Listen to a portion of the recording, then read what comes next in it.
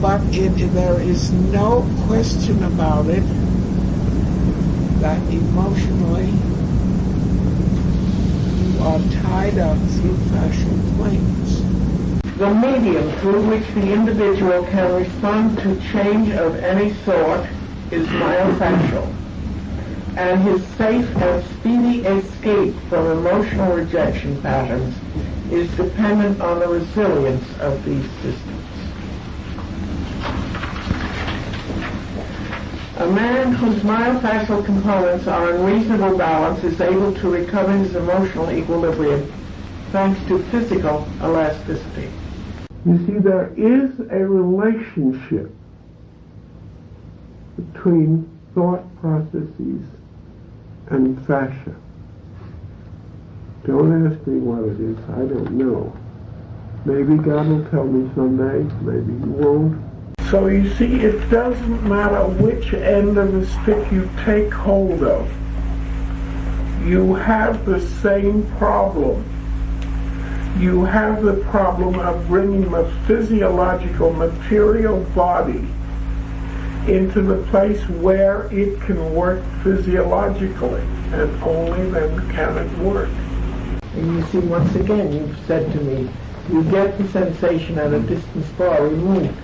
The impact has been transmitted through fascia. Now, if they maintain that posture of grief long enough, they cannot, of their own volition, get out of it. But somebody else who knows which muscles have tightened and which muscles haven't tightened can probably reorganize those muscles to the point where they balance each other, and the guy gets out of his picture and is able to take on a new picture.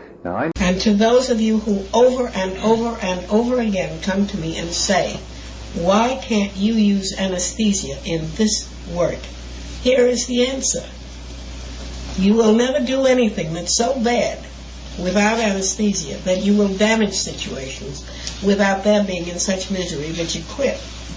They do not feel like stone. Bone does not feel like stone.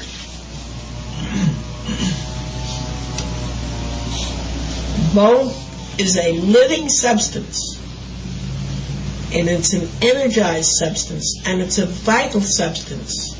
The sphenoid is particularly vulnerable to emotional as well as physical trauma. A person who has who has suffered a very deep emotional grief will very often just have that sphenoid drop back, and their eyes seem to be so deep in their heads. They're really applying those good that nice four-letter word to anything that is sensation, not pain.